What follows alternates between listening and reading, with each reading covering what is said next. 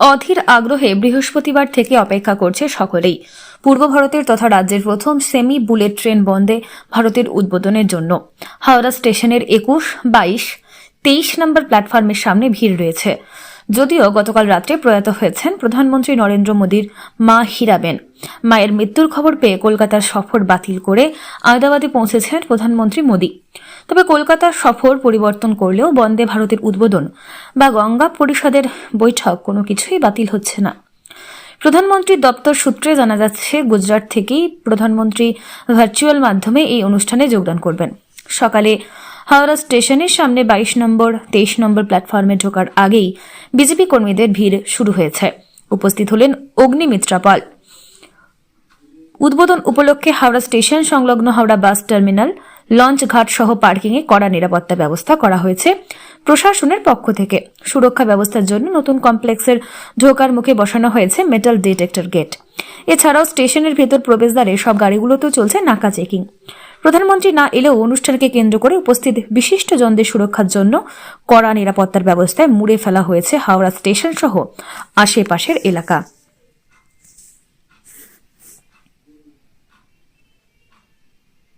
तरीके से रेलवे स्टेशनों से कनेक्ट हो, रेलवे स्टेशन एयरपोर्ट से कनेक्टिविटी हो, लोगों को ट्रांसपोर्टेशन के दौरान सीमलेस कनेक्टिविटी भी मिले। साथियों, 21वीं सदी में तेजी से आगे बढ़ने के लिए हमें देश के सामर्थ्य का सही इस्तेमाल करना होगा। मैं देश के लोगों वाटरवेज का उदाहरण भी देना चाहता हूं। एक समय था जब भारत में व्यापार, कारोबार और टूरिज्म के लिए वाटरवेज का बड़े पैमाने पर इस्तेमाल होता था।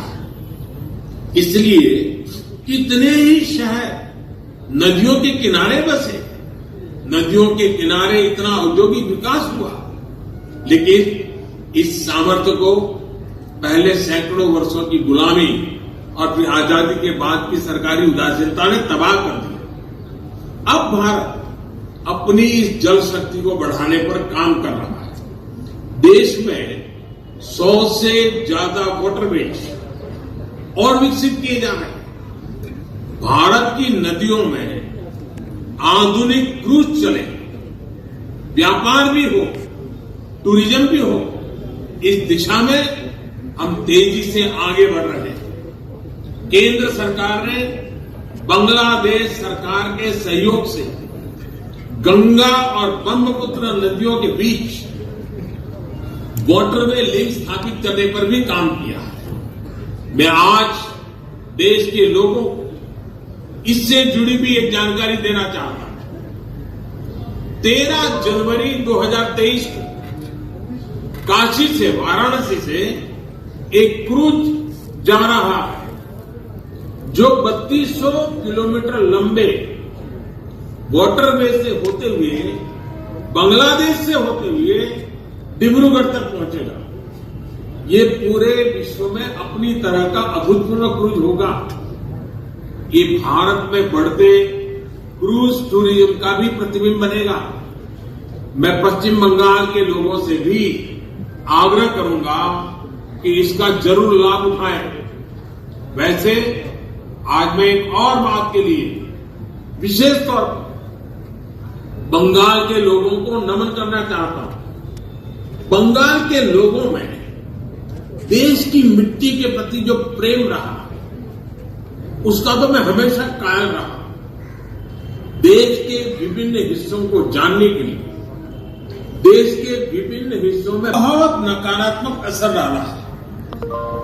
एक चुनौती रही इंफ्रास्ट्रक्चर के कार्यों में विभिन्न एजेंसियों में तालमेल की कमी, और दूसरी चुनौती रही ट्रांसपोर्ट के विभिन्न साधनों में भी आपसी तालमेल का जीरो होना। इसका नतीजा ये हुआ कि सरकार के एक विभाग को पता ही नहीं होता था कि दूसरा विभाग कहां नया काम शुरू करने वाला है।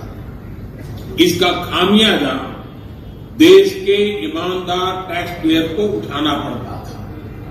देश का ईमानदार टैक्स पेयर हमेशा से सरकारी पैसे की बर्बादी से परियोजनाओं में देरी से, भ्रष्टाचार से नफरत करता है। जब वो देखता है कि उसकी गाड़ी कमाई से दिए हुए टैक्स से गरीब का नहीं बल्कि किसी भ्रष्टाचारी का भला हो रहा है, तो उसका खिन्न होना स्वाभाविक है। पैसे की इसी बर्बादी को रोकने के लिए विभागों में, सरकारों में तालमेल को बढ़ाने के लिए पीएम गति शक्ति नेशनल मास्टर प्लान लागू किया गया है। अब चाहे विभिन्न राज्य सरकारें हो, अलग अलग सरकारी विभाग हो,